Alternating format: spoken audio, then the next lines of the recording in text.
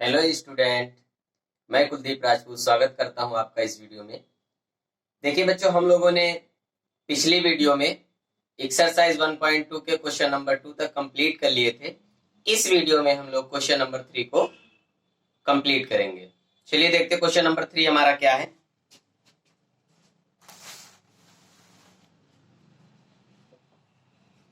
Question number 3 हमारा कह रहा है अभाज्य गुणनखंड विधि द्वारा निम्नलिखित पूर्णांकों के एचसीएफ और एलसीएम ज्ञात कीजिए। सेम क्वेश्चन है।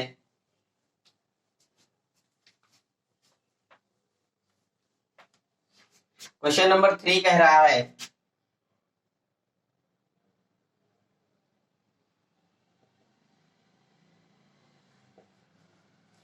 अभाज्य गुणनखंड विधि द्वारा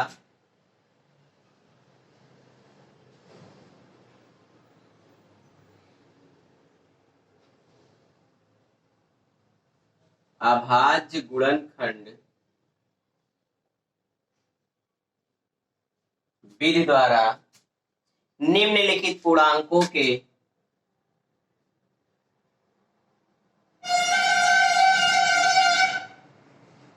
निम्नलिखित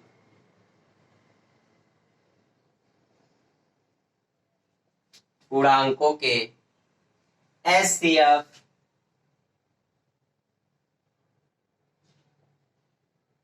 और एलसीएम ज्ञात कीजिए।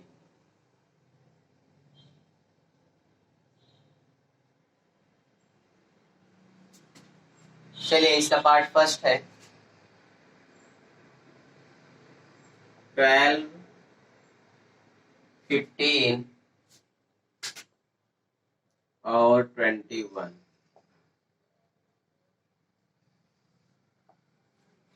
सेकेंड पार्ट है 17, 23 और 29। थर्ड पार्ट है 8, 9, 25।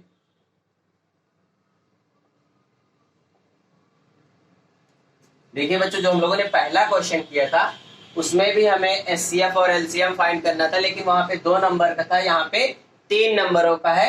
सिर्फ इसमें उसमें जांच करना था और इसमें जांच नहीं करना, क्योंकि हमने इसके पहले वाले वीडियो में यानी पिछले वीडियो में बताया था कि 2 संख्याओं का गुणनफल बराबर एचसीएफ इंटू एलसीएम सिर्फ वो 2 संख्याओं पे लागू होता है, 3 संख्याओं पे लागू नहीं होता। इसलिए हमें यहाँ पे केवल एचसीएफ और एलसीएम ही फाइंड करना है। तो चलिए क्वेश्चन नंबर 1 सोल्यूशन करते हैं।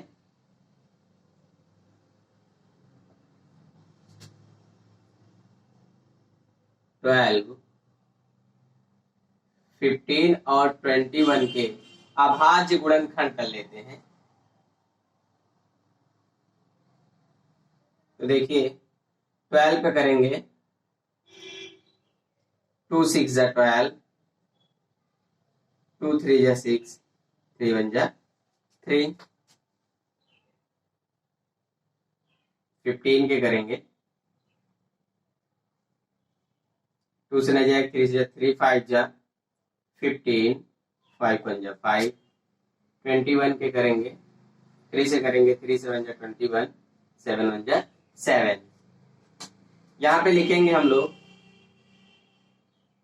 12, 15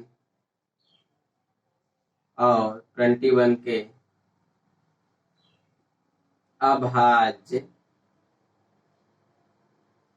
गुणनखंड। क्या क्या हम लोगों ने किया? 12 के हो गए 2 इंटू 2 इंटू 3। 15 के हैं 3 इंटू 5। 3 के नीचे 3 लिख दीजिए 5। 21 के हैं 3 इंटू 7। एचसीएफ क्या हो जाएगा हमारा यहाँ पे? जो तीनों में कॉमन होगा, देखिए कॉमन सिर्फ और सिर्फ 3 है, तो एचसीएफ हो जाएगा 3। अगर कुछ भी कॉमन नहीं होगा तो वहां पे एचसीएफ हमारा हो जाएगा 1, क्योंकि कुछ नहीं कॉमन होता। 1 से मल्टीप्लाई कर दो तो कोई नंबर पे कोई इफेक्ट नहीं पड़ता। इसलिए अगर कुछ भी नहीं कॉमन होगा तो वहां पे एचसीएफ होगा हमारा 1। अब देखिए तीनों में 3 मिल रहा था, 3 हो गया। एलसीएम क्या हो जाएगा हमारा, जो तीनों में मिल रहा है उसको तो एक बार लिख लीजिए, बाकी जो नंबर नहीं मिल रहे हैं उनको राइट कर लीजिए। ऊपर से क्या नहीं मिल रहा था, 2 इंटू 2 5 7, मल्टीप्लाई कर लीजिए। 3 2 जा 6, 6 2 जा 12, ये हो गया 12, और 7 5 जा 35, ये आ जाएगा 12 पंचे 60, 0 बारते हैं 36, 36 और 6 42। जो एलसीएम हमारा आ गया है 420 और एचसीएफ आ गया है 3। तो देखिए जो पहला क्वेश्चन हम लोगों ने सॉल्व किया है, एचसीएफ हमारा 3 आ गया है और एलसीएम हमारा 420 आ गया। इस तरह से हम लोगों ने 12, 15 और 21 के अभाज्य गुणनखंड करके एचसीएफ और एलसीएम फाइंड कर लिए हैं। चलिए अब इसी तरह सेकंड क्वेश्चन, आप लोग वीडियो को रोक के क्वेश्चन को राइट कर लेना। ठीक है, सेकंड क्वेश्चन,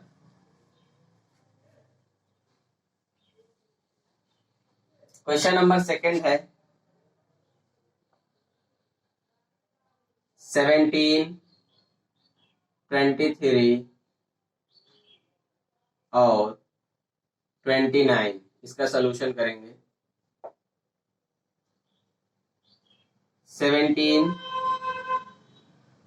बन जा 17, 23 23 बन जा 23, 29 29 बन जा 29।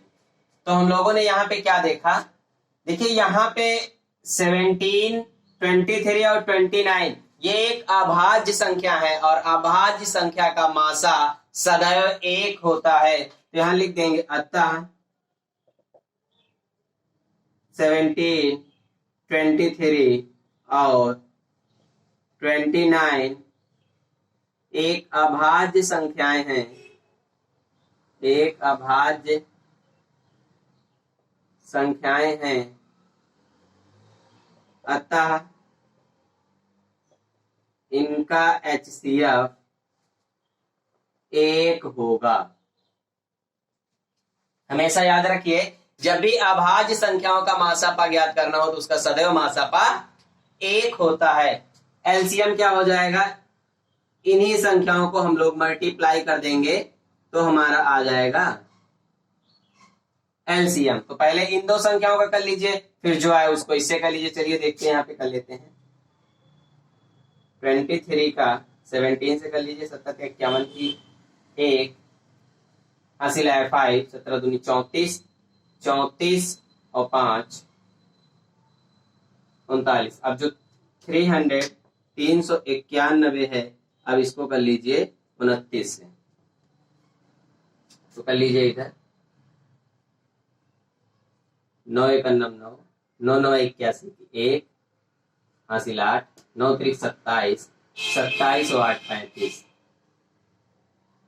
2 से कर दीजिए 2 1 9 2, 2 9 18 की 8 हासिल 1, 2 3 6, 6 1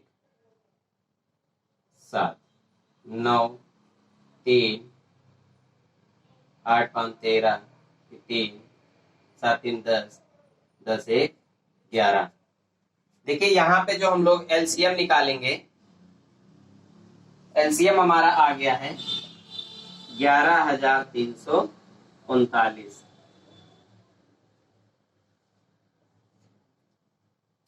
यही हो गए हमारे आंसर। तो क्या देखिए हम लोग यहाँ पे अभाज्य संख्याओं का मासा 1 होता है, सदैव 1 होता है, और अभाज्य संख्याओं का अगर हम लोग एलसीएम निकालेंगे तो उन संख्याओं का गुणा कर देंगे तो वहां से एलसीएम हम लोग फाइंड कर लेंगे। ठीक है, आप लोग क्वेश्चन को राइट कर लेना। चलिए अब थर्ड क्वेश्चन देखते हैं। इसमें का थर्ड पार्ट क्या कह रहा है, 8 9 और 25। तो 8 9 और 25 के बाद 8 का कर लीजिए, तो 2 4 8, 2 2 4, 2 1 जा 2, 9 का कर लीजिए, 3 3 जा 9, 3 1 जा 3, 25 का करेंगे तो 5 5 जा 25, 5 1 जा 5। तो हम लोगों ने 8 9 और 25 के अभाज्य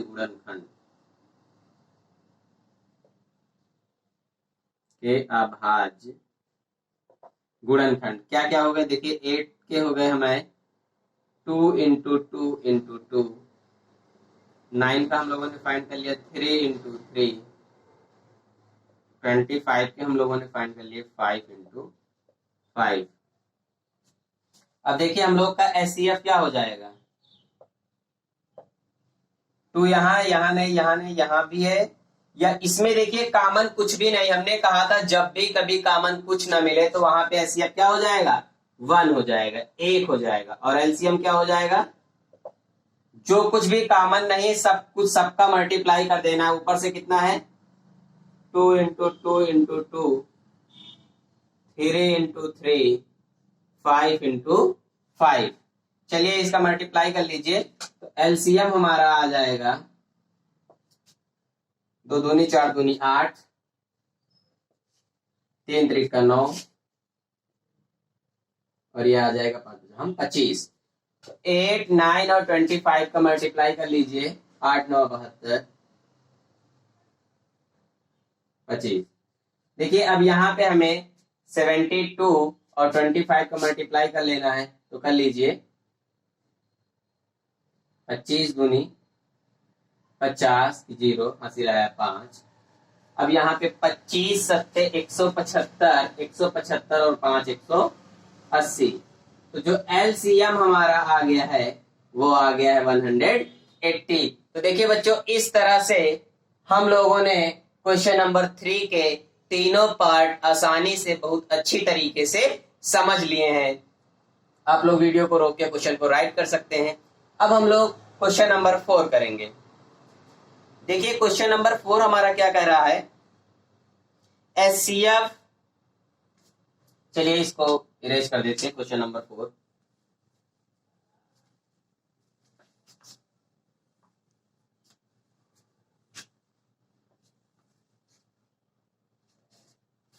question number 4,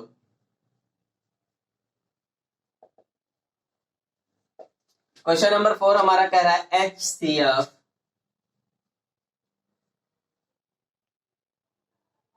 $306, $657 is equal to 9 दिया है। यानी हमें दो संख्याओं का मासापा दिया है और एलसीएम कह रहा है, एलसीएम 306, 657 ज्ञात कीजिए।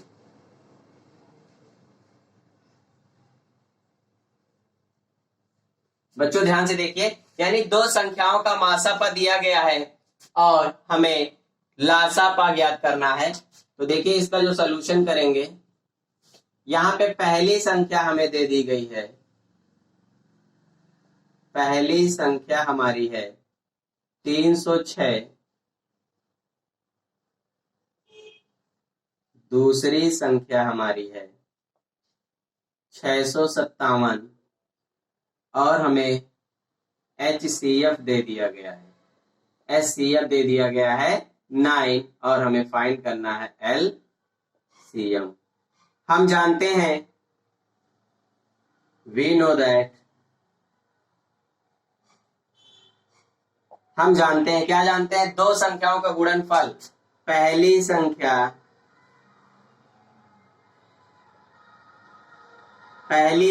गुणे दूसरी संख्या बराबर होती है एचसीएफ इंटू एलसीएम। तो यहाँ पे वैल्यू रख दीजिए, पहली संख्या हमारी है 306 इंटू दूसरी संख्या है 657, एचसीएफ 9 है और एलसीएम हमें फाइंड करना है।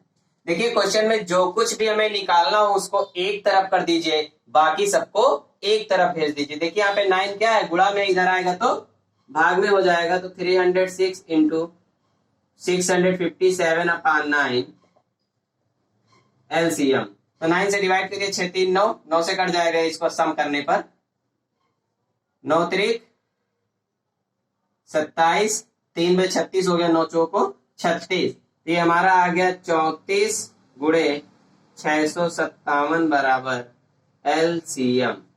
तो चलिए इसका मल्टीप्लाई कर लीजिए इधर, 657 गुणे 34, तो कर लीजिए क्या आएगा, 4 से 28, 2 आ गया है, 4 पंचे 20, 20 तो 22, 4 से 24, 24 और 2 26, यह आ जाएगा 3 से 21, 21 की 1 हासिल 2, 3 पचे 15, 15 2 17 हासिल 1, 3 छंग 18, 18 1 19, 8 3 7 6 13, 13 की 3, 9 2 11, 11 1 12, 1 1 2, 22,338, 22,338 एलसीएम। तो बच्चों जो हमारा एलसीएम आ गया है यहाँ पे, एलसीएम इज इक्वल टू 22,338, यही हमारा क्या हो गया आंसर। इस तरीके से अगर कभी भी क्वेश्चंस में एचसीएफ दिया हो या एलसीएम दिया हो या पहली संख्या दी हो, 4 में से कोई 3 चीज दी है, तो आपको चौथी संख्या या चौथा एलसीएम या एचसीएफ आसानी से आप इस फार्मूले से निकाल लेंगे। तो बच्चों इस तरह से हम लोगों ने क्वेश्चन नंबर 4 को अच्छे से समझ लिया है। इसको आप लोग वीडियो को रोक के राइट कर सकते हैं। क्वेश्चन नंबर 5 देखते हैं। क्वेश्चन नंबर 5 है हमारा, जांच कीजिए कि, देखिए क्वेश्चन नंबर 5 क्या कर रहा है,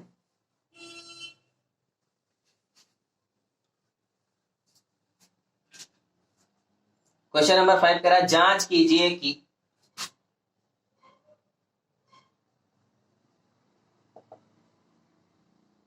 क्वेश्चन नंबर 5 है,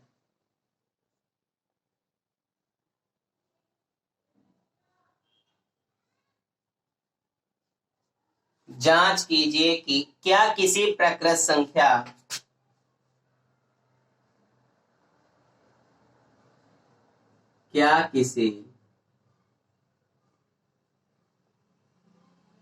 प्रकृत संख्या n के लिए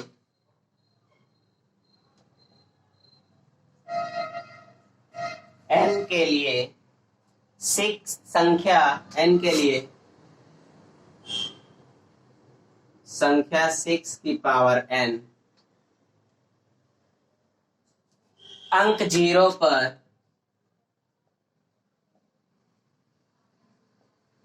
0 पर समाप्त हो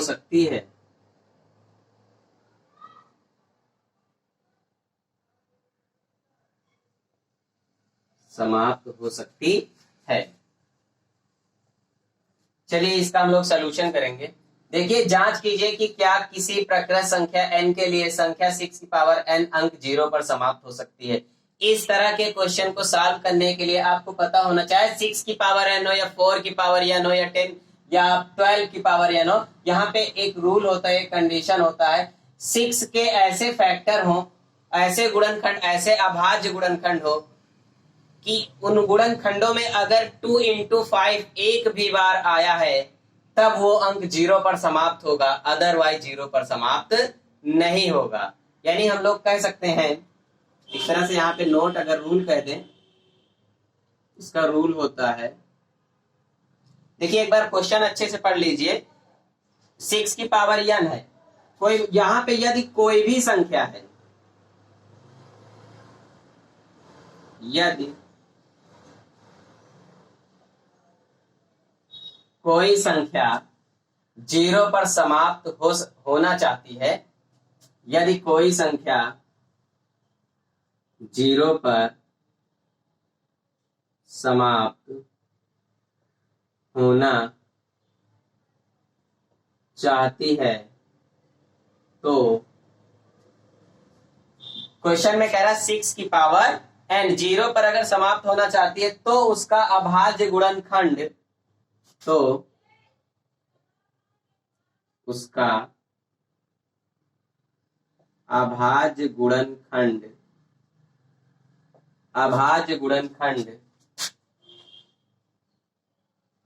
कम से कम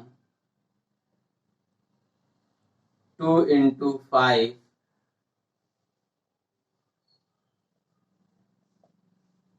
होना चाहिए।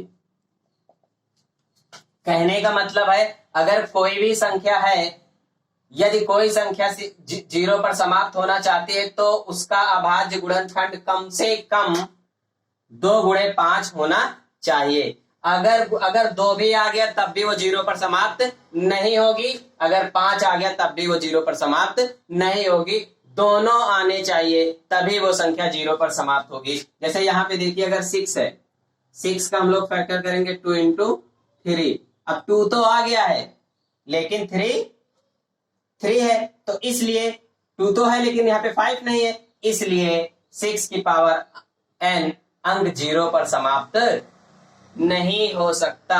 तो यहां पे हम लिख देंगे अतः किसी प्रकृत संख्या n के लिए, अतः किसी प्रकृत संख्या n के लिए संख्या 6 की पावर n अंक जीरो पर समाप्त नहीं हो सकती, जीरो पर समाप्त नहीं हो सकती। क्यों नहीं हो सकती, ये कंडीशन हमने यहाँ पे आपको अच्छे से समझा दी है। अगर इसके अभाज्य गुणनखंड में जब तक 2/5 नहीं होगा तब तक ये संख्या जीरो पर समाप्त नहीं हो सकती। तो आप लोग इस क्वेश्चन को राइट कर लीजिए। क्वेश्चन नंबर 6 करते हैं। क्वेश्चन नंबर 6 है हमारा, देखिए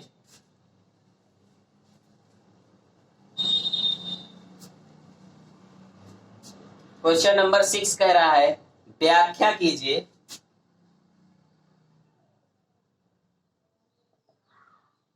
क्वेश्चन नंबर 6 है व्याख्या कीजिए कि